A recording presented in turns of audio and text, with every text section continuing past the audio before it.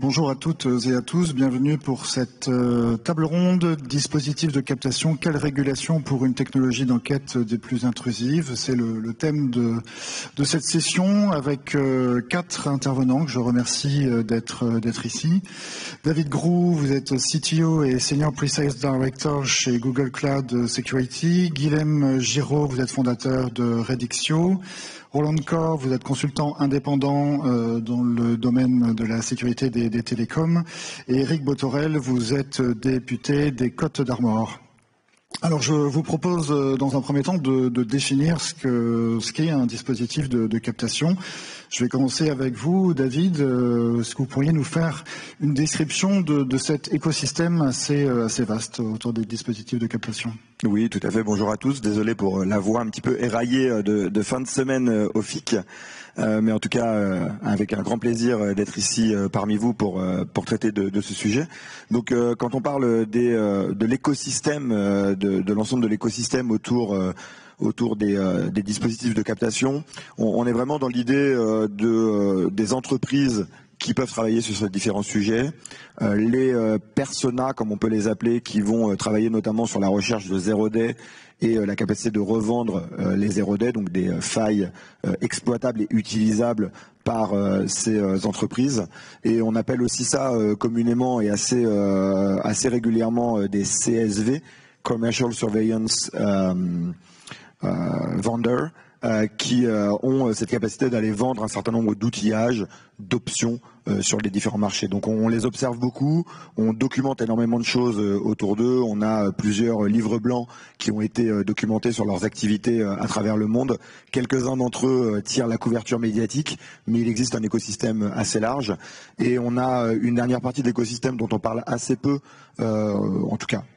Certaines personnes en parlent pas mal, mais pas toujours exposé, qui est le hacking for hire, donc les gens qui vont être payés sur des missions bien particulières pour aller utiliser ou développer ce type d'outillage et pénétrer le réseau ou les outils de victimes potentielles. Guilhem, à quoi sert un logiciel espion? Ça sert à contourner le mur du chiffrement, c'est ça?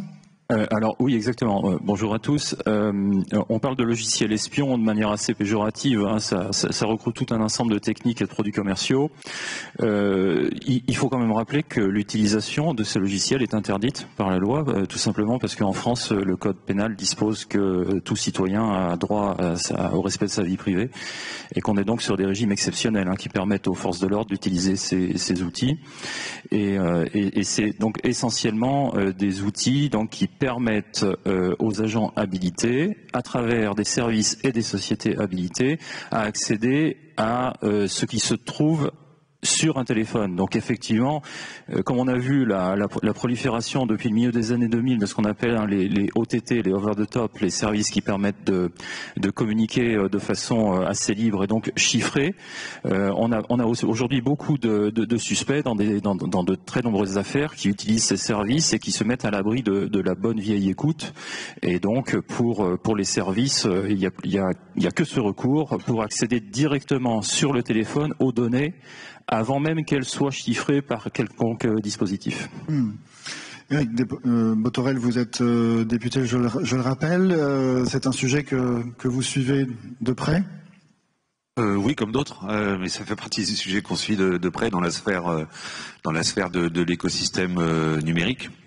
Et il y a des actualités qui d'abord nous commandent de regarder ces éléments. Il y a des actualités aussi législatives sur les biens à double usage. Il y a eu des rénovations du cadre, qui, je le rappelle, au départ est un cadre européen. On a eu des textes. Les premiers textes étaient aux alentours de 1995. Ils ont sans cesse été rénovés, mais dans une forme de course qui essaie de suivre l'innovation. Parce que ce dont on parle, et ce qu'on a à l'esprit probablement les uns les autres ce matin sur les logiciels d'intrusion font écho à un certain nombre d'affaires qui ont été révélées ces dernières années et qui mettent en évidence la façon dont ils ont opéré, qui est en rien semblable avec ce qui était fait il y a quelques années. Donc bien évidemment, à titre personnel d'abord parce que j'ai baigné dans l'environnement de la tech pendant des années, je ne peux pas ignorer ces sujets. Et puis, ça fait partie de ces familles qui, que ce soit l'open source intelligence ou d'autres choses encore, tout ce qui est l'intrusion est encore un dispositif bien évidemment différent, mais la façon d'acquérir du renseignement, que ce soit à vocation commerciale ou pour des usages purement régaliens, et la manière dont ça peut être perverti le moment venu pour être détourné de ses fonctions, ça fait partie des choses qui me passionnent, au même titre que des entreprises qui offrent la possibilité d'avoir le numéro de portable d'un individu au travers de LinkedIn en ayant scrappé un peu tout et n'importe quoi. Ça peut avoir effectivement des usages marketing, mais ça peut aussi avoir des usages détournés dans un monde où finalement le doxing devient une façon de menacer les gens. Donc vous voyez, c'est multiforme, protéiforme, et ce dont on va parler ce matin, c'est une sous-famille de tous ces éléments avec des cadres régulatoires qui leur sont bien spécifiques. On va y revenir effectivement. On va donner la parole à Roland. Roland, donc vous arrivez des États-Unis. Quelle est votre analyse sur justement ces dispositifs de captation? Je voudrais dire avant tout que je viens de l'Irlande. Ouais, désolé. Et je voudrais rejoindre ce qui a été dit ici, le mot très important, écosystème. Et c'est très important parce que nous parlons de plusieurs acteurs, différents types de vendeurs qui sont inclus. Et ce ne sont pas uniquement les outils, mais également les services inclus. Et on a un commentaire très intéressant de Guillaume, parce que souvent, on a cette connotation négative sur la surveillance cyber. Et une des raisons, c'est parce qu'il y a un déficit en termes de gouvernance. Et c'est une des raisons que nous sommes ici aujourd'hui pour pouvoir en discuter. Et dès qu'on va un peu plus en profondeur dans tout ce qui est les logiciels espions, on voit que c'est bien au-delà d'un seul problème. Quand on va en profondeur, on voit qu'il y a beaucoup d'implications et plusieurs activités. Et c'est une des raisons pour lesquelles il y a beaucoup d'inquiétudes de la part des parties prenantes. Et pour revenir à ta question sur l'analyse aux États-Unis, bien entendu, il y a beaucoup d'actions proactives par rapport à des commandes exécutives avec des pénalités pour des fournisseurs particuliers et des accords bilatéraux par rapport surtout à des spyware, des logiciels espions commerciaux.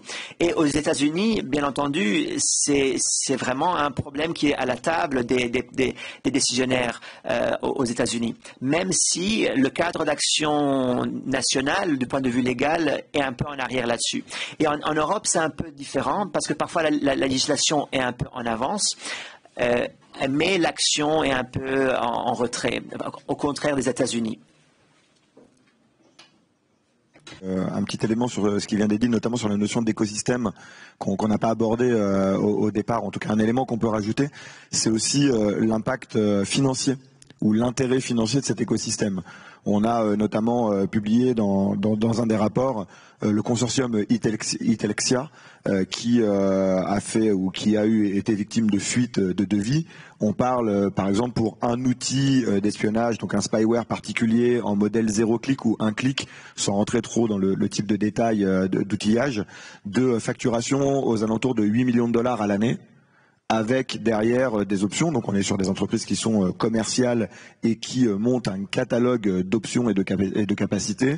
Et donc on était dans ce cas précis sur 8 millions de dollars à l'année avec une possibilité d'ajout de fonctionnalités supplémentaires ou de terminaux cibles supplémentaires aux alentours de 1,2 million d'euros par an. Et on pouvait aussi avoir des options additionnelles pour des territoires ou des géographies particulières. Donc on est vraiment sur un domaine qui aussi commercialement a une dynamique et donc un écosystème qui est complet autour de ce business. Il y a une vraie démarche marketing, oui.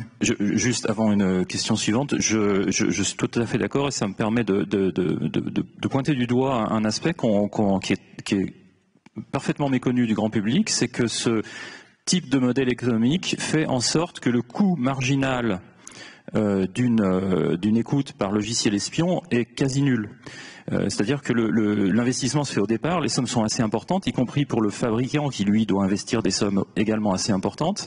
Et on se retrouve dans une situation où une fois que le contrat tourne et qu'on a vendu effectivement ce produit à cette somme-là, rajouter quelques téléphones, c'est pas grand-chose. Et mine de rien, c'est un changement très significatif parce que moi, dans les années 2000, j'ai contribué à la constitution de ce qu'on appelait le catalogue des prestations judiciaires. Et une écoute avait un coût et donc un prix fixe à la journée. Donc en fait, à la fin de l'année, l'État ne pouvait pas diligenter plus d'écoute que ce dont il avait les moyens. Et c'est quand même un changement de paradigme très très important. Ok, alors je voulais revenir avec vous, David, sur les lois qui encadrent l'utilisation de ces dispositifs. Je vous laisse nous faire un rapide topo. Alors, pardon, je ne vais pas rentrer dans le détail de la partie purement législative parce que c'est un petit peu en dehors de mes compétences. Moi, je suis plutôt sur la partie purement technique, donc je pense que d'autres interlocuteurs ont travaillé vraiment sur ces différents sujets.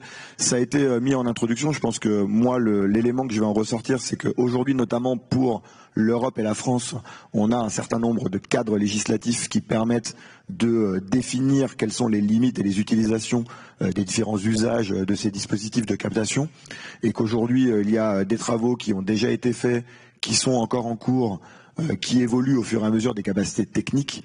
Et donc l'idée principale pour nous ou pour les gens qui traitent de la partie technique, c'est comment travailler en bon concert avec l'ensemble de ces mises en place de lois et de dispositifs pour que les outils qui soient mis à la disposition soient utilisés dans le bon cadre. Et donc c'est vraiment plutôt là-dessus que l'on peut axer, on va dire, notre positionnement. D'accord. Guilhem, un mot sur l'environnement législatif. L'environnement législatif en France, il est assez simple. Hein. Comme je l'ai dit en introduction, la loi dispose dans l'article 226 et suivant du Code pénal que les citoyens ont un droit absolu au respect de leur vie privée. Et le Code de procédure pénale, précisément, énonce les conditions dans lesquelles ce principe peut être annulé par les services compétents. Donc il y a la partie judiciaire de l'utilisation des logiciels espions qui est écrite dans le Code de procédure pénale, l'article 706-102-1, et il y a son pendant pour la partie renseignement, donc administrative, dans le Code de sécurité intérieure, c'est l'article L853-2 du Code de sécurité intérieure. Donc ce sont en fait tout simplement des articles qui disposent la même chose, qui autorisent le juge ou le procureur de la République pour la partie judiciaire à recourir à des personnes physiques ou morales pour permettre à l'enquête d'avoir accès aux données qui sont stockées sur le téléphone, enregistrées sur le téléphone, lues sur le téléphone, émises et transmises depuis le téléphone. Donc en fait la loi n'a cure du moyen qui est utilisé pour y parvenir, et elle est bien dans son rôle. Donc c'est ensuite censément à la partie réglementaire de notre pyramide juridique d'en établir les principes, donc par décret, par arrêté, et de dire quels procédés peuvent permettre d'y parvenir. Ok. Alors le logiciel espion qui a fait connaître l'existence même des logiciels espions, c'est Pegasus de NSO. Que peut-on dire des actions de NSO avec Pegasus? Quelqu'un veut prendre la parole, Guilhem ou David? Ouais, je peux commencer. Après, je vais pas parler des actions de NSO en particulier. En fait, je pense que ce qui est intéressant dans cette partie-là, c'est que NSO et Pegasus a permis en fait de mettre au jour des discussions pour le grand public de sujets qui existent depuis très longtemps. On parlait tout à l'heure d'écosystème. L'écosystème des outils de captation est extrêmement riche. Il y a depuis des années un écosystème qui existe dans de nombreux pays en Europe et en dehors de l'Europe avec ces ventes de logiciels espions et de capacités de captation. NSO n'a été qu'un catalyseur de l'information qui a permis pour le grand public et pour, je dirais, le bien commun de mettre en exergue un certain nombre de choses, mais quand on gratte un petit peu la surface, on s'aperçoit que déjà premièrement NSO existe depuis très longtemps, puisque de notre côté, du côté Google, on a publié des éléments sur les capacités de NSO dès 2017 sur un certain nombre de bypass technologiques que l'on avait découvert dans le monde Android.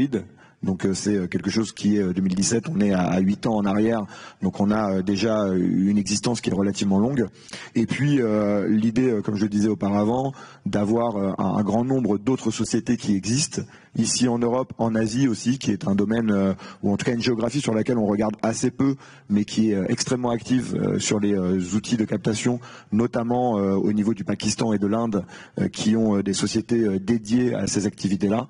Et donc je pense qu'NSO a eu l'intérêt, si on essaie de trouver quelque chose de positif à tout ça, de vraiment remettre en avant les discussions et de pouvoir illustrer un discours et un cadrage réglementaire qui est aujourd'hui en cours. Éric Botorel, vous voulez réagir?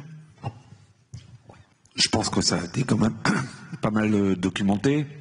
Ça a permis aussi de mettre en évidence que entre le discours officiel de l'entreprise, qui a été peu prolixe, et qui a fini par cesser de communiquer autour de ces sujets, on peut en comprendre les raisons, mais j'étais un peu surpris d'entendre de la part de cette entreprise finalement qu'elle n'était en méconnaissance totale des numéros de téléphone qui étaient adressés à travers leur outil, quand on sait que ça ne marche qu'avec des serveurs command and control. Bon, certains sont en France, chez Amazon, ça fera pas d'ombre à Google. Donc c'est un peu compliqué de la part de cette entreprise de motiver l'idée que finalement elle assure la confidentialité des transactions qu'elle contractualise entre guillemets avec ses clients, en disant qu'elle les protège puisqu'elle est en méconnaissance des cibles qui peuvent être adressées. Ça a permis, parce qu'il y avait aussi, on parlait d'un certain nombre de pays, on a bien en tête, mais évidemment le Maroc, on a en tête, ça pose des questions sur les relations diplomatiques et les relations, les échanges avec Israël, et puis ça pose des questions avec la Pologne, avec la Hongrie, parce que au gré des informations qui ont été révélées publiquement, on a pu s'apercevoir effectivement que les impacts étaient pas uniquement le téléphone d'Emmanuel Macron, de 14 ministres, mais qu'il y avait aussi des pays européens qui s'étaient mobilisés pour utiliser ces outils-là pour des affaires qui sont intérieures à l'Europe et intérieures à ces pays. Du coup, la réaction de l'Europe ne s'est pas fait attendre. Est-ce que pour autant, derrière les décisions, les capacités à pouvoir se prémunir d'un deuxième Pegasus sont réunies? Je le dis sans embâche, je pense pas. Je pense qu'on n'est pas tout à fait armé, même si par ailleurs, en France, ça a été rappelé à l'instant, il y a des dispositifs législatifs qui relèvent du pénal, du code pénal. Et pas que, sur la loi de programmation militaire, il y a des choses qui sont un effet à double.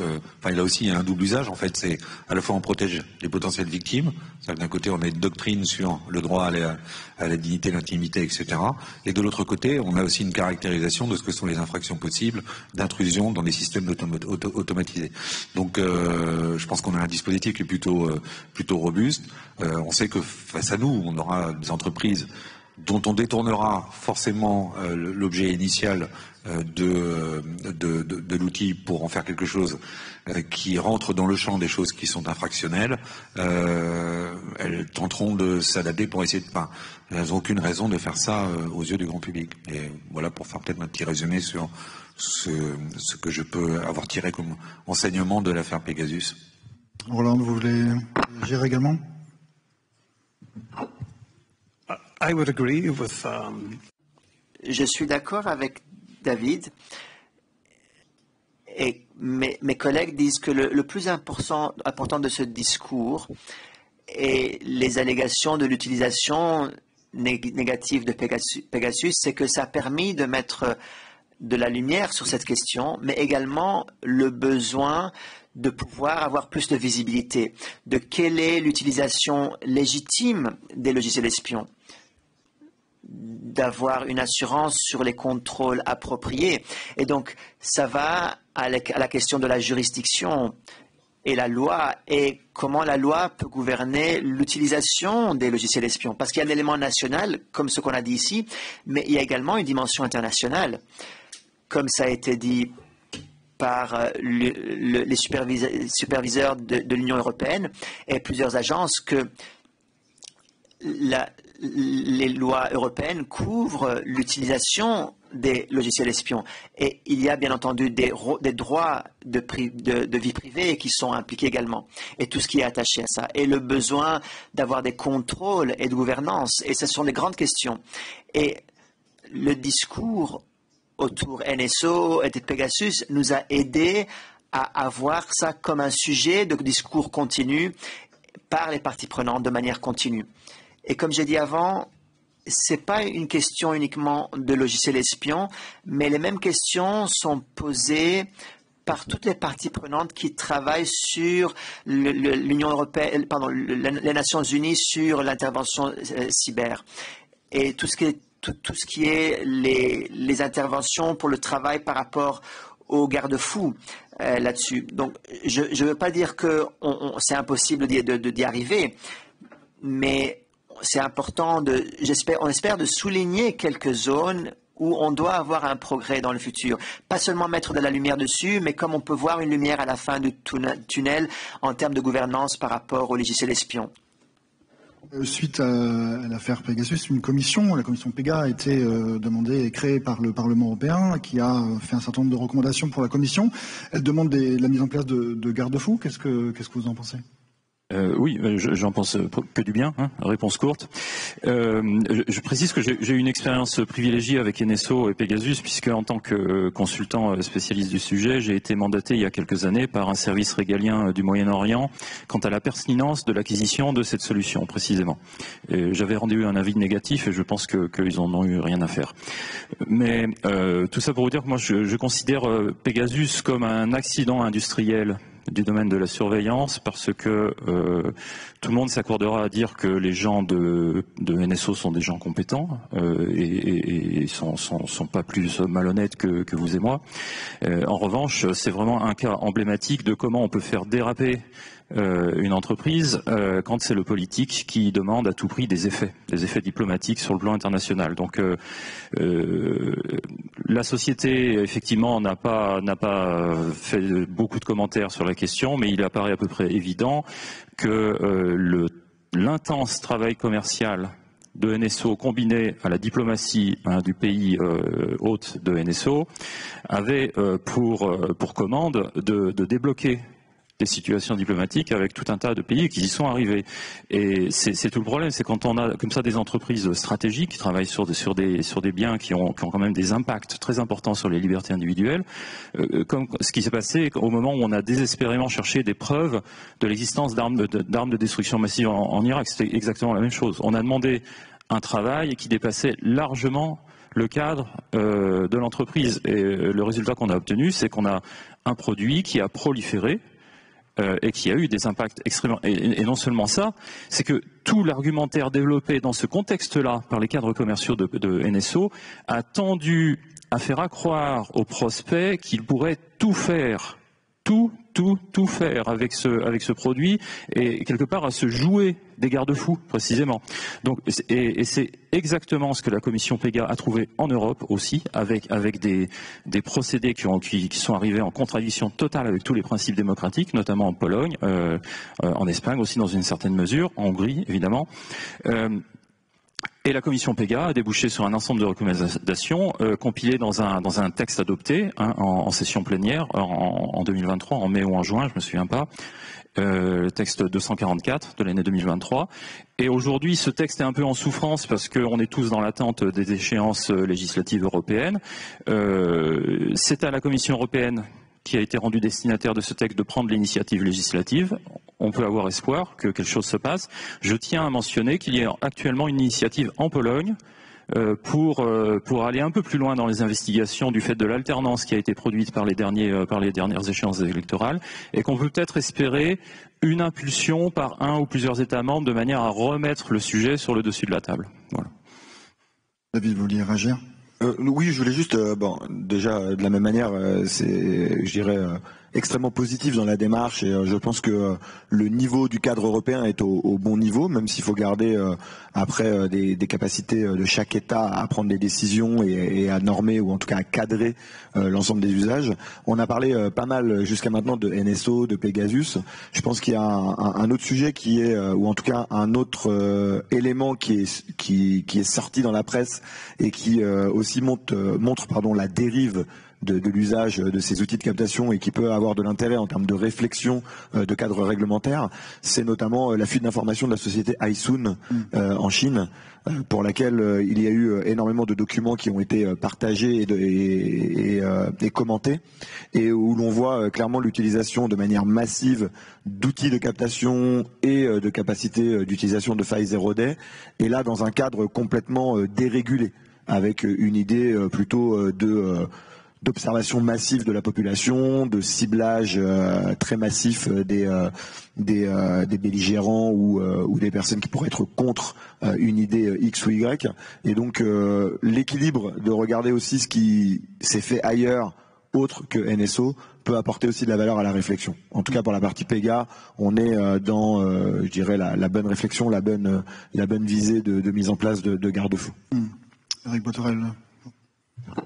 Oui, je pense que NSO cristallise un ensemble de choses, mais il y a eu d'autres événements, il y a même des entreprises françaises, je pense à des activités en Libye ou en Égypte, alors qu'ils ne sont pas forcément de même nature, parce que l'outil n'avait pas les mêmes vocations, mais comme il a été dit précédemment, et je crois que j'avais effleuré le sujet en évoquant le fait qu'il y avait des travaux qui avaient été faits en Europe, et ça a été parfaitement synthétisé par Guillaume tout à l'heure. Maintenant, le sujet, c'est quelle étape supplémentaire de rang européen plutôt, qui soient des éléments qui permettent de mettre en œuvre un certain nombre de recommandations, alors qui rentrent pas tous dans le champ d'une traduction législative. Dans les recommandations, il y avait la création d'un lab, il y avait un certain nombre de choses, mais il y avait des rappels à un certain nombre de pays membres de se mettre en conformité avec les décisions de la CDEH. Mais pour sûr, tout ce qui relèverait d'une forme de doctrine qui devrait être du droit adapté au niveau de chacun des États membres de l'Europe et qui soit de nature à prévenir ou prémunir et de rehausser notre capacité à anticiper ces dérives, il faudrait qu'effectivement l'Europe prenne l'initiative. Je me réjouirais que la France fasse partie de ceux qui, dans le concert de ceux qui le souhaitent, puissent porter leur voix pour que ça arrive. Roland, est-ce que vous voulez réagir? Certainly, I agree on. Oui, tout à fait, je suis d'accord. Je suis assez d'accord sur le côté.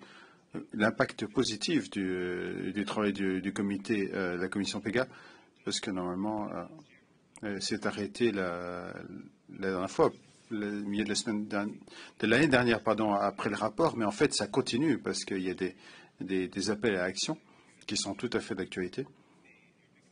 Et donc, on a demandé à l'Europe de légiférer, donc, ou des actions externes européennes, demander d'inclure des considérations des spyware sur notamment les droits d'homme, etc. Donc, dans cette année calendaire, la création du Tech Lab, qui est également une innovation importante, venant de la commission Pega. Au-delà de nouvelles mesures, le comité demandait également des questions qui devraient être résolues. Très important, par exemple, la question des prérogatives des enquêtes de sécurité nationale et des exemptions de la loi internationale. Donc ça a déjà été affirmé dans un cas d'étude européen. Le fait que la sécurité nationale est impliquée ne veut pas dire que l'État membre ne doit pas se conformer avec les droits de l'homme, par exemple. Donc, ce qui en fait, se résume, en fait, ce qui est important. Les gens essaient d'aborder la question de gouvernance et de contrôle des spyware. C'est le respect des droits de l'homme. Qu'est-ce que ça veut dire? C'est la proportionnalité et la taille de l'intrusion est très importante ici. Guilhem l'a fait ressortir. Sur la création de Pegasus, donc ça a été vendu comme un outil qui peut tout faire, mais également récupérer le maximum de données à partir du device qui a été ciblé. Et c'est incohérent avec les principes de la démocratie et des droits de l'homme. Donc, ce qui est important, il y a des demandes d'action et d'innovation, mais également des choses qui doivent être résolues et qui sont toujours controversées. Une initiative qui a eu lieu en février dernier, le Pall Mall Process. Est-ce que vous pouvez nous en dire un mot, s'il vous plaît?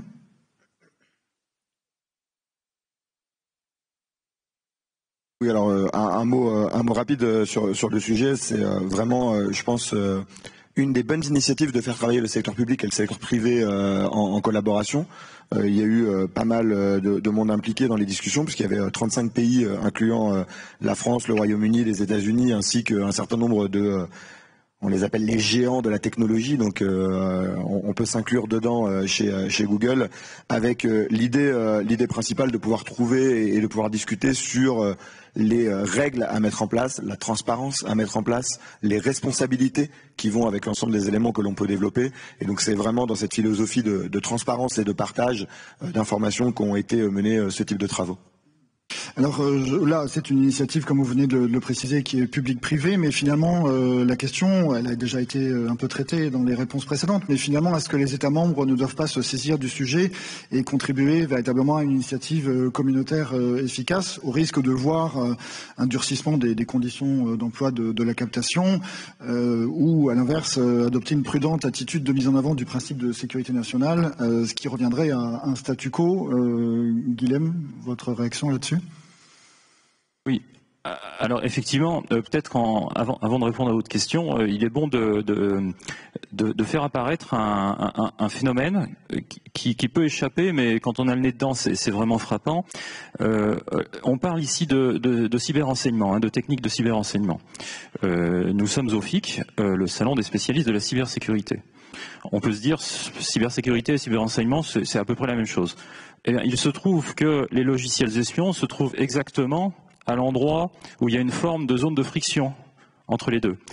Parce que qu'est-ce qu'on nous demande de faire, nous, spécialistes du cyberrenseignement? On nous demande d'utiliser, on n'en a pas encore parlé, mais j'imagine qu'on va le faire, des failles de vulnérabilité, c'est-à-dire de se moquer de la relation qui existe entre l'éditeur et son client en termes de protection justement des données. Donc ça c'est vraiment un point central à faire apparaître, parce que quelque part ça va déterminer les intentions des forces en présence. Et on parle régulièrement des pays. Alors dans l'initiative Pôle Mall, on parle de pays. Effectivement, c'est beau et c'est bien qu'il y ait un grand nombre de pays qui contribuent au débat. Mais moi, en fait, je vois deux familles de forces en présence. Je vois les forces exécutives, le sommet de l'État, les services de renseignement du premier cercle essentiellement, et je vois les initiatives législatives qui ont, elles, pour simplifier, c'est sans doute naïf de ma part, mais de préserver la démocratie au sens large du terme. Je sais, c'est très naïf, mais bon, moi ça me permet de simplifier la problématique. Le problème précisément que je vois ici, c'est que les forces de l'exécutif vont avoir tendance à, pour répondre à votre question, sanctuariser et renforcer les principes de sécurité nationale. Et vont avoir tendance à vendre, entre guillemets, dans toute leur démarche, la nécessité de préserver l'utilisation des logiciels espions pour des prérogatives de sécurité nationale et de dire aux autres, débrouillez-vous, pour être poli. Et ça pose, pour moi, ça pose de graves problèmes. Donc en fait, je voulais mettre l'accent sur ce point qui, je pense, est un point important du débat. Qui veut réagir? Éric Botorel. Je suis pas sûr d'avoir tout saisi, mais c'est moi qui aurais mal compris sur la friction qui existe entre les deux. Mais je vois bien dans les débats qu'on peut avoir, y compris à l'Assemblée nationale, de comment on trouve le bon balancing entre les libertés individuelles fondamentales et puis de l'autre côté la nécessité d'avoir la protection des mêmes citoyens par rapport aux menaces qui sont protéiformes aujourd'hui. Moi, je dois pouvoir témoigner ici que ce soit l'exécutif ou les cercles qui s'occupent du RANS ou même de la judiciarisation d'un certain nombre d'affaires, vous rencontrez un certain nombre d'acteurs qui ne sont pas des fanas absolus de faire péter le chiffrement, par exemple. Alors qu'on a eu une actualité en Grande-Bretagne, avant l'été, d'une tentative pour des raisons qui paraissent très acceptables pour la plupart d'entre nous, c'est lutter contre la pédocriminalité, comment on arrive à détecter dans des messageries des comportements de prédateurs, etc., etc. Et donc c'était motivé par cette quête, l'idée que finalement, on parlait des OTT tout à l'heure, il fallait d'une façon ou d'une autre mettre fin au chiffrement et voir en clair l'ensemble des contenus. Je vous avoue que ce débat, il a aussi transpiré un petit peu en France, puisque le sujet du harcèlement, du cyberharcèlement, de la pédopornographie, c'est un vrai sujet. C'est top one chez Pharos en matière de signalement de contenu parmi des dizaines de milliers. Mais la réaction a plutôt été saine, puisque je pense que la plupart d'entre nous avons tenu bon sur l'idée qu'il ne peut pas y avoir de confiance dans les échanges et les interrelations autour du numérique si on commence à dégrader les niveaux de robustesse avec lesquels on assure la sécurité de ces transactions.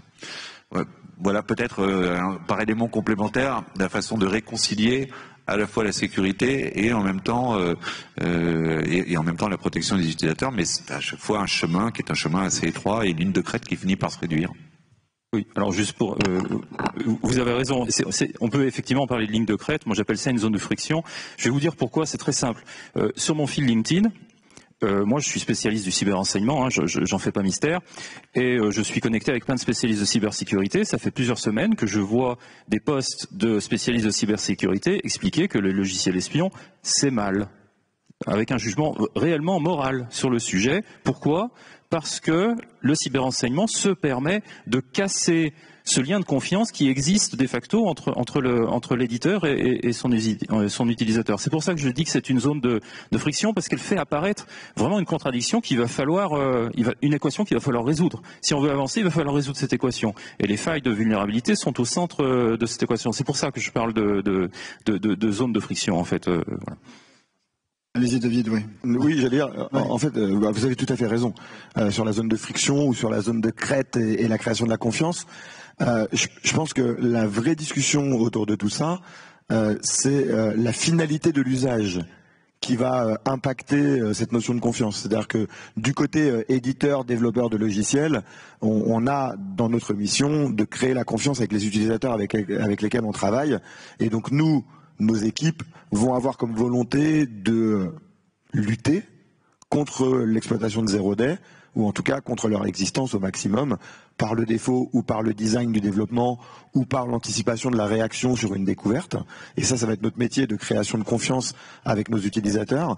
Et très souvent, quand on fait publier ou quand on publie des rapports, je parlais tout à l'heure du rapport qu'on a publié récemment avec l'équipe TAG, donc le rapport s'appelle Buying Spying, pour les gens qui veulent regarder le détail du rapport, on pointe de manière plutôt négative les cas d'usage plus que l'utilisation. Et sur les réseaux sociaux, il y a toujours des effets d'amplification. Oui, il y a toujours des effets d'amplification sur les réseaux sociaux. Ça, je suis d'accord avec vous. Mais en tout cas, voilà, cette ligne de crête, en effet, elle est compliquée à bien trouver. Ouais. Vas-y, et je donnerai la parole à Roland après. Ouais. Après, ça s'appelle logiciel espion. Donc déjà, il y a. Est-ce le bon mot? Une part de fantasme. C'est pas illégitime qu'il y ait de la réaction dessus, et que dans un monde qui se binarise beaucoup et qui vous commande de choisir votre camp, vous soyez obligé de choisir entre le fait que c'est soit un bon outil, soit un mauvais outil. Mais effectivement, les nuances qui ont été introduites font que le logiciel espion, c'est pas bien, c'est pas mal. Ça dépend qui l'utilise et pour faire quoi. On pourrait avoir la même réflexion sur le bug bounty.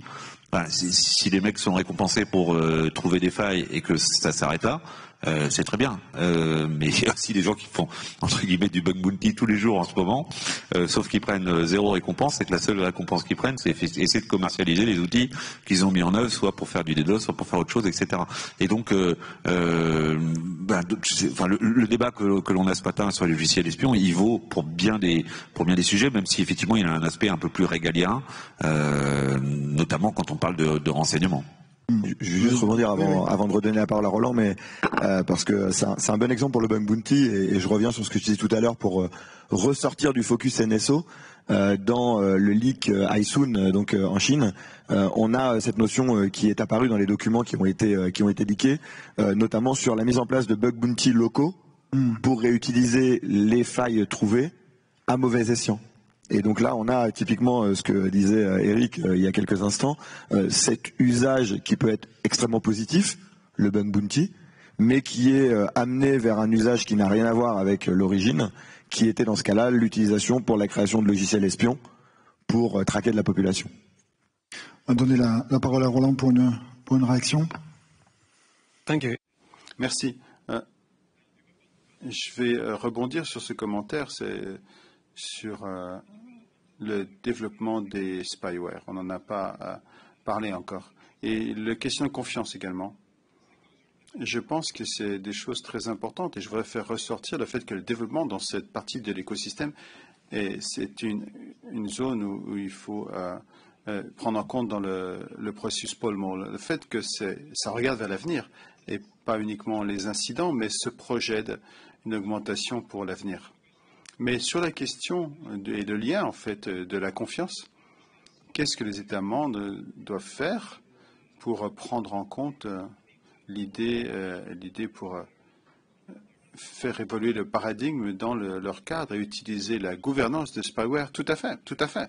Et en fait, j'ai ma peur, c'est que des États membres pourraient se précipiter dans un contexte qui est interne et très étroit pour légitimiser leur cadre et les sanctuariser pour et sans de sauvegarde, par exemple, PEGA, la commission PEGA. Et l'un des éléments personnels que PEGA a fait ressortir, c'est concernant les garde-fous, c'est d'avoir un niveau, peut-être au niveau UE, une transparence, une surveillance, et qui ne sera pas en contradiction des prérogatives de sécurité nationale. Par exemple, un État membre peut travailler et progresser dans ce domaine pour aider, augmenter la confiance nationalement et également une harmonisation collective qui va être importante pour cela. Et dans le cas de l'Irlande, il y a quelques années, il y a eu des recherches publiques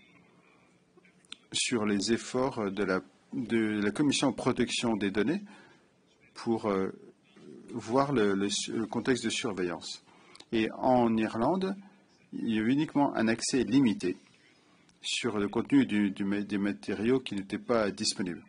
Donc c'était assez binaire, sécurité nationale, et dans ce travail, et ces enquêtes, on ne peut pas avoir un audit. Mais la commission de protection des données, plus tard, a conclu qu'ils ont pu conduire un audit parce que sans préjudice au contenu, en termes d'enquête de sécurité nationale, ils ont pu avoir le nombre de fois où le surveillance, la direction de la surveillance, des choses comme ça, des questions qui ont été soulignées par PEGA et par d'autres États membres. Toute recherche sur la sécurité nationale l'aide sur les partenaires publics et internationaux, et donc avec la proportion de l'utilisation de surveillance en général et les spyware en particulier. On peut voir bien souvent où, par exemple, les pouvoirs d'urgence par rapport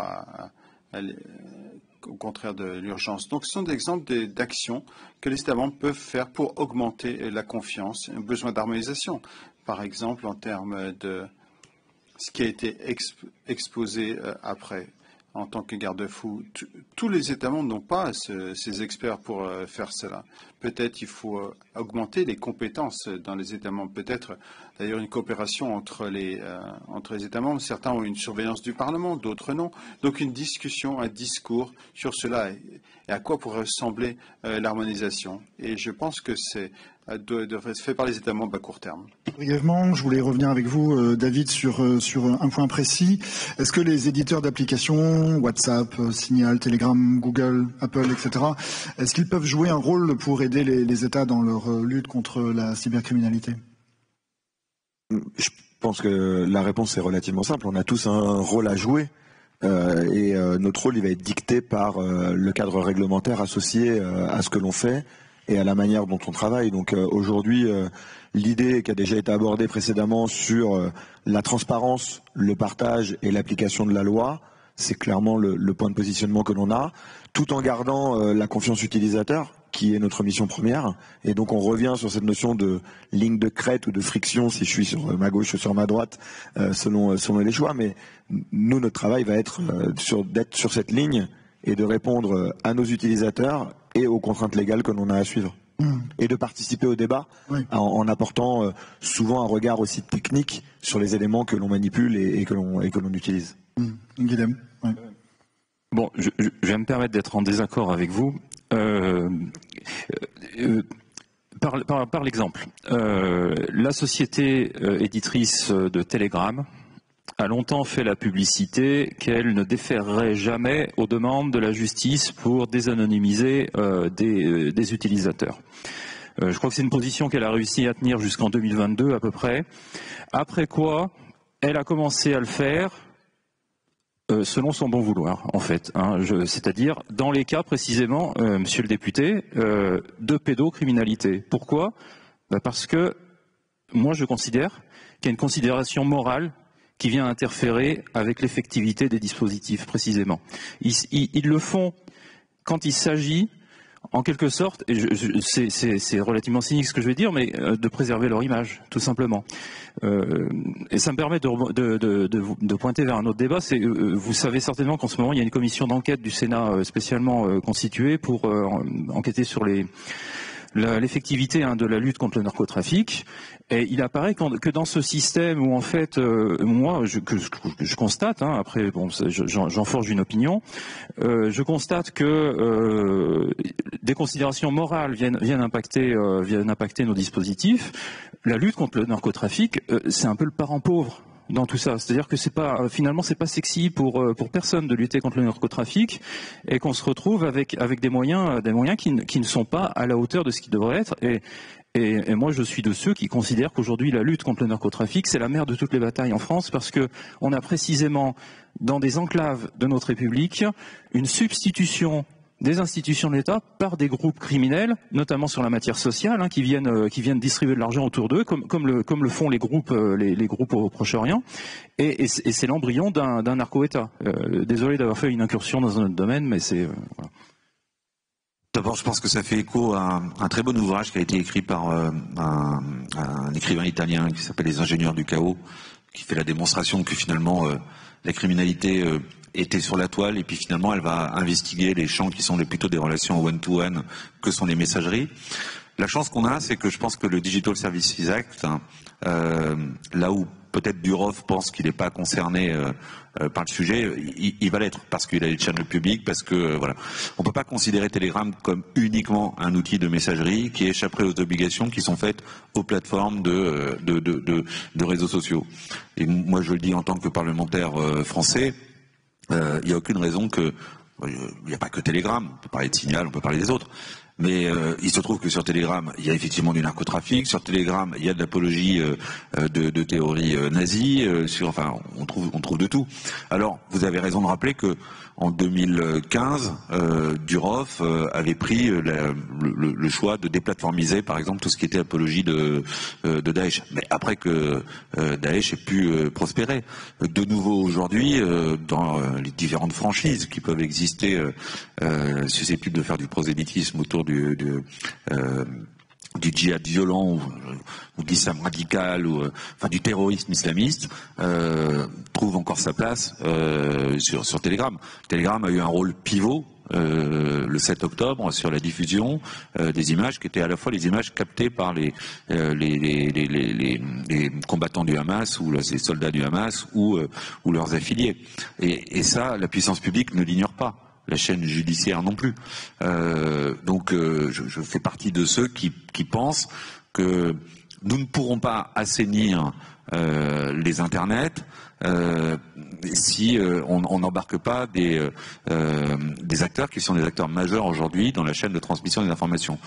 Après, je suis pas naïf non plus. C'est comme la fiscalité, quand vous régulez, quand vous rendez les choses plus complexes sur la fiscalité, à chaque fois que vous faites créer un enfer fiscal à un endroit, vous donnez un peu plus de vie à des paradis fiscaux ailleurs. Il est évident que la régulation, et elle est souhaitable en Europe, des grands acteurs du numérique, fera qu'il y aura toujours une partie de la population qui ira se réfugier sur des réseaux alternatifs. Ce sera Gap, ce sera VK, ce sera Mind, ce sera machin, etc. On ne va pas tous les lister, où ils essaieront de prospérer. Mais ils n'auront plus la caisse de résonance qui leur permettra finalement d'avoir un peu plus d'impact. Ils resteront dans une forme de marginalité ou de clandestinité qui est par ailleurs traitée par les services avec d'autres méthodes. Enfin, il n'y a pas de problématique pour les appréhender. Mais oui, il n'y a aucune raison que sur le Telegram aujourd'hui, avec la nouvelle fonction il y a 3 ou 4 mois, qui permet d'avoir des acteurs de proximité, y compris des gens qui vendent des stupéfiants pas très loin. Alors, ils sont pas très malins parce qu'on peut faire de la triangulation, comme le truc est assez précis. Il faut être un peu idiot dans une zone peu dense pour faire la promotion de ces trucs de stup, parce qu'il suffit d'aller à 3 endroits différents pour pouvoir repérer depuis quel endroit vous émettez. Enfin, ça marche pas tout le temps, mais de temps en temps ça marche. Roland, est-ce que vous voulez réagir? Et puis après, on fera passer un micro dans le public pour prendre les questions. Avant, une dernière question. Allez-y, Roland. Sure. En fait, quand Guilhem a ouvert ce sujet de gérer les narcotrafiquants, c'est pas un problème national en France. Ça m'a rappelé qu'il y a au niveau européen une approche multidisciplinaire, Impact, donc qui est un acronyme anglais, Impact, et c'est pour encourager sur un cycle de 4 ans pour s'adresser beaucoup de menaces, y compris le trafic de narcotiques. Donc c'est vraiment affirmé au plus large, c'est reconnu comme quelque chose de très sérieux, très grave. Et évidemment, ça va avoir des implications transfrontalières. Donc voilà, je voulais réaffirmer cela, cette importance. Transdisciplinarité, de multidisciplinarité, est-ce que justement un travail transdisciplinaire entre des chercheurs de vulnérabilité, des spécialistes de la sécurité des télécoms, des équipementiers, des fabricants, est-ce que ce travail-là pourrait permettre de définir un dispositif efficace et dans le même temps garant des libertés personnelles? Guilhem? Oui, donc là on aborde effectivement finalement un sujet clé qui est celui des recherches de vulnérabilité, qui est central, hein, puisque au final il faut une telle vulnérabilité pour accéder aux entrailles d'un téléphone. Aujourd'hui, on a un processus parmi la communauté des chercheurs en vulnérabilité qui est assez communément admis, qu'on appelle donc la divulgation coordonnée de vulnérabilité, qui est effectivement très sain. Ça permet aux éditeurs de travailler en intelligence avec la communauté des chercheurs. Je ne suis pas spécialiste du sujet, mais j'ai l'impression qu'il y a une piste de ce côté-là, en introduisant peut-être un nouveau principe, une nouvelle étape dans le processus qui pourrait être quelque part l'exploitation coordonnée de vulnérabilité. C'est-à-dire que quand on a une communauté légitime de chercheurs qui arrivent à une découverte, on pourrait avertir un service d'utilité publique au niveau européen, sans doute, qui ensuite se chargerait de faire ce qu'il y a à faire de cette vulnérabilité, c'est-à-dire éventuellement l'utiliser. J'ouvre le débat, hein, c'est agnostique ce que je dis, c'est une idée, ou alors directement la transmettre aux éditeurs pour correction, mais en fait quelque part créer une espèce de petit crochet dans cette procédure pour se donner le droit d'utiliser la vulnérabilité de manière légale, parce que tout le monde le sait, les chercheurs s'exposent aujourd'hui à l'illégalité. Il y a toute une partie de la communauté qui prend des risques et qui peut finir effectivement par contribuer à l'activité illégale dans son ensemble. Oui, Éric Botorel. Je suis pas très favorable, enfin je le dis comme je le pense, je suis pas très favorable à l'officialisation de la maintenance de backdoor pour les services régaliens. Non, mais une vulnérabilité quelque part. Guilhem, prenez le micro peut-être pour réagir. Oui, en fait, je voulais juste faire établir une distinction entre la backdoor, qui pour moi est une vulnérabilité volontairement laissée par un éditeur pour la communauté des services de son pays hôte, et la vulnérabilité qui est que tout le monde sait, y compris l'éditeur, mais il ne l'a pas souhaité, qu'il y a des accès illégitimes à son code. Voilà ce que je voulais préciser. Sauf que pour moi, ça finit par ressembler à la même chose, parce que finalement, une vulnérabilité, ça devient une backdoor dès lors qu'elle est détectée et qu'elle n'est pas corrigée par l'éditeur au motif qu'il la laisse ouverte. Donc voilà, ma position, c'est plutôt de considérer que, encore une fois, pour des questions plutôt de confiance dans les réseaux, enfin, et par rapport aux messages clés qu'on doit passer à l'ensemble de nos concitoyens, surtout en ce moment, de ces mises à jour, de regarder le fil des différents CICERT. Enfin, il y a quand même plus de gens qui nous menacent que ceux qui éditent des logiciels espions. Enfin, je pense que la menace, elle vient principalement de là. Donc, je pense qu'il faut être très rigide sur l'idée que on n'entretienne pas des failles ou des vulnérabilités ou des backdoors dans les systèmes au motif que ça peut être utile à un certain nombre de services régaliens. on a suffisamment, il me semble, on trouvera des éléments qui permettront de toute façon d'agir par une voie ou par une autre. David. Non, juste un commentaire assez personnel, je veux dire, sur la chose. C'est bon, je rejoins tout à fait ce que disait Eric à l'instant, et notamment en fait pour la problématique de me dire, et là je prends vraiment plutôt ma casquette perso, qui me garantit que quelqu'un d'autre n'a pas déjà aussi trouvé la même faille et ne l'a pas documenté dans un cadre qui va bien, et donc je pense que si on découvre quelque chose, notre ambition de notre métier, c'est de corriger la faille de facto. Roland, une réaction sur ce point précis?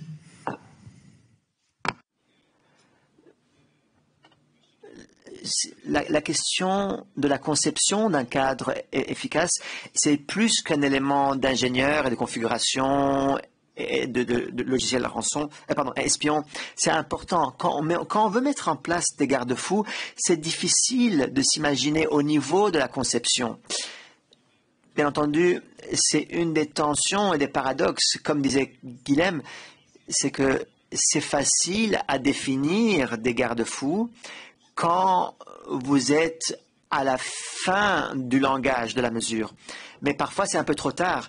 Et on n'a pas la possibilité de mettre suffisamment de protection et de portée pour ces actions. Donc ça veut dire que dès le début de la conception, l'intention, les principes qui est la protection de données, et Pegasus a souligné, c'est que quand on utilise les spyware pour la sécurité nationale, ça ne peut pas être régulé de manière indirecte. Donc c'est très important que ces principes qui puissent guider le travail d'ingénieur soit en place. Aucun groupe singulier peut le mettre en place, c'est vraiment multidimensionnel, du point de vue technique et non technique. On va circuler dans la salle. Est-ce qu'il y a des questions? Est-ce que vous... Oui, monsieur, au 4e rang.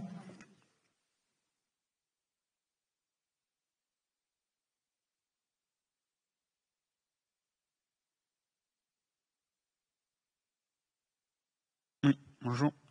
Moi, j'avais une question. C'est du coup, on a parlé de réguler les logiciels espions dans un cadre légitime, mais quitte du moment où, par exemple, soit via de la malveillance interne, soit via une vulnérabilité dans les renseignements eux-mêmes, ce genre de logiciel venait à tomber dans les mauvaises mains. Alors, qui veut réagir?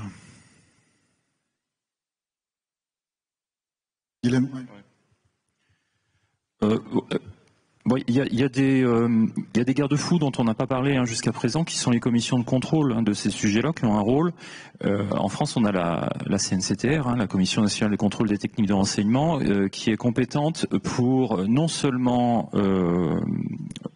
garantir le bon usage de ces techniques, mais également pour avoir un rôle dans le cadre de l'utilisation de ces techniques. Je pense que votre question, à mon avis, tombe sous le coup de ces commissions qui sont des vrais garants des respects des institutions.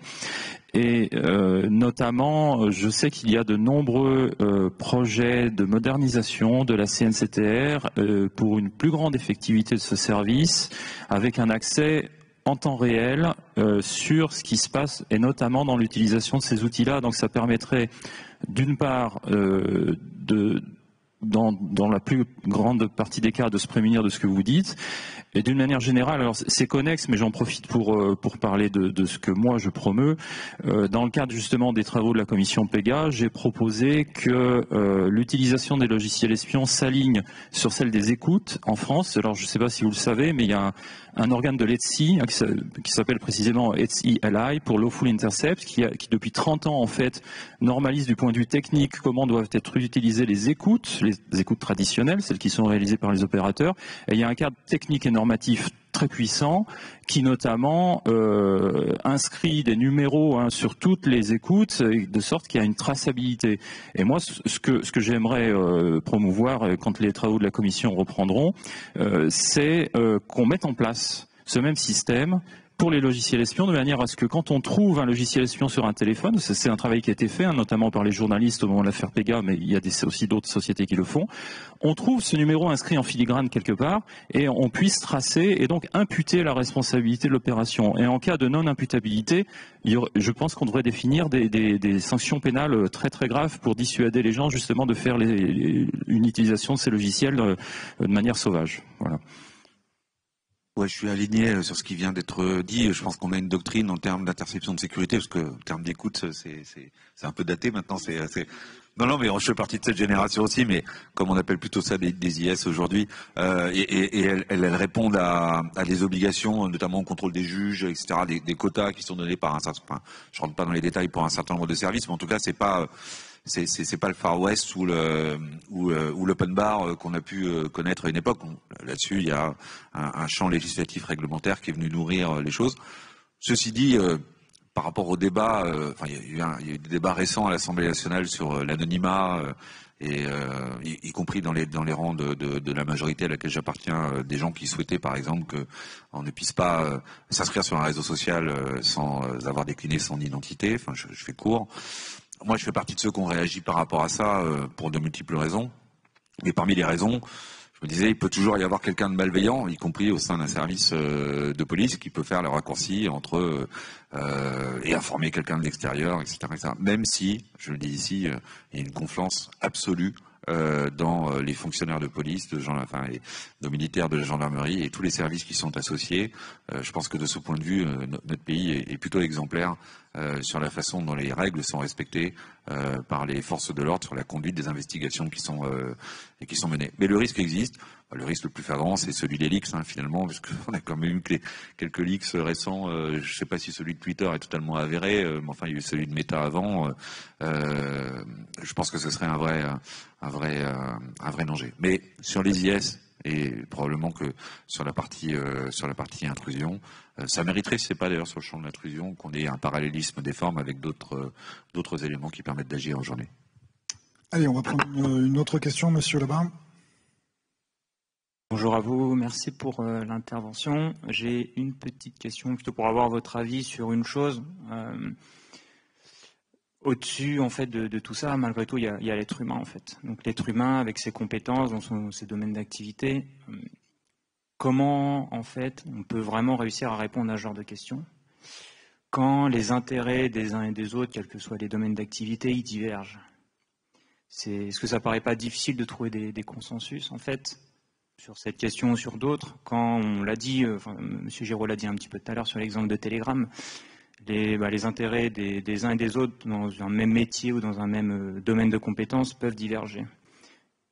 Ça me paraît, d'où ma question, votre avis, est-ce que pour réussir à répondre à ces questions, que ce soit sur de la régulation ou autre, il n'y a pas aussi ce besoin de prendre en compte ces intérêts des uns et des autres qui dépendent de partie intrinsèque de soi-même, de vision de vie, etc.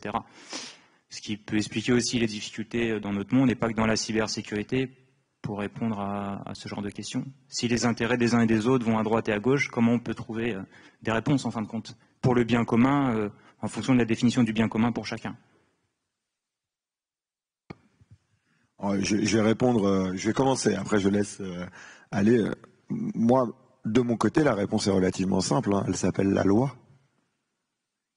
Mais certains, la loi, ne vont pas forcément l'écouter. Je pense à certains qui vont utiliser de façon malveillante. La loi, pour eux, ils sont en quart, pour rester poli. Et donc, malgré tout, ça reste aussi difficile, probablement, pour les personnes qui respectent la loi, qui veulent le bien des choses, de pouvoir travailler sur ces domaines-là, en sachant qu'il y en a effectivement qui ne vont pas forcément suivre la loi. Bien tenter une réponse, parce que j'ai pas tout à fait cerné la question. Moi, je crois au commun, et je crois aux communautés, et je crois notamment à la société civile. Je pense que le DSA, par exemple, fait la démonstration qu'au-delà des éléments de régulation qui sont confiés à un certain nombre d'acteurs, qui sont des acteurs régaliens des différentes institutions, soit des États, soit de l'Europe, il y a cet article 40 qui permet aux chercheurs d'aller regarder un certain nombre d'éléments. Moi, je regrette que X ait rendu son API payante, parce qu'à une époque, on pouvait voir pas mal de choses. Donc, je suis en général pour une forme de transparence. La transparence, c'est pas la confiance tout le temps. Ça serait trop simple. On ferait de la transparence sur tout, et on serait dans une société de confiance. Par contre, il n'y a pas de confiance s'il n'y a pas un minimum de transparence. Je pense que je tente cette réponse. Je ne sais pas si elle vous satisfera, mais même si la matière ne se prête pas forcément à être totalement transparent, et je revendique que parfois sur le champ du renseignement, il faut que les choses ne soient pas forcément toujours documentées, qu'il puisse y avoir des zones grises et des marges de manœuvre, parce qu'en face, ceux qui cherchent à nous nuire, vraiment, ils s'accommodent peu de devoir respecter le droit. Je reste malgré tout très soucieux qu'il puisse y avoir des actions de transparence. Le CNCTR dont on parlait tout à l'heure, la CNCTR pour la FEMISI, parce que c'est une commission, elle participe de ça. Donc je pense qu'il faut qu'on ait des garanties, des preuves de ces garanties. C'est comme l'amour, il n'y a pas d'amour, il y a des preuves d'amour. Il n'y a pas de transparence, il y a que des preuves de transparence. Et là aussi, trouver l'équilibre qui va bien. Voilà la réponse que je peux tenter par rapport à quelque chose qui était assez large. Oui. Alors, je pense que Éric Boterel a fait un grand pas dans la réponse. Pour finir, je pense qu'il faut pas oublier que certes, on est dans un exercice de transparence aujourd'hui avec cette table ronde, mais on reste sur un sujet qui est quand même du ressort de l'État profond. Et moi, je fais effectivement confiance à l'élaboration d'une doctrine cohérente avec notre projet de société. Voilà, je sais que ça ne va pas vous satisfaire. Votre question est sans doute un peu plus philosophique que ça. Mais moi, je fais quand même confiance, même si j'ai des objections sur des points précis, je fais confiance au projet qui est porté par justement ces institutions qui n'ont pas forcément vocation à communiquer sur le sujet.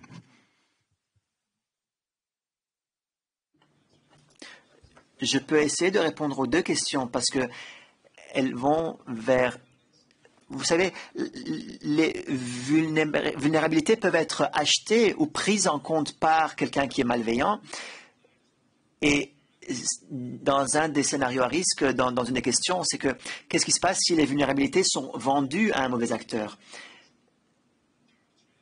Et il y a ce commerce noir, et donc la réglementation fait partie de la réponse, mais en fonction des réponses qu'on a eues, la communauté, la société civile, la promotion de normes ont également un rôle à jouer là-dedans.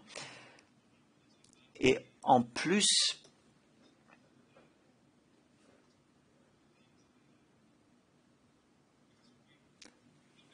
parce que nous ne pourrons pas résoudre ce risque complètement, mais nous pouvons nous diriger vers un meilleur endroit. Et c'est vrai que nous devons avoir une sécurisation plus importante. Et c'est ça qu'on a pu souligner à travers les questions qui ont été posées. Je ne pouvais pas répondre, ne pas parler de la loi en étant parlementaire, mais comme ça m'a été volé par Google.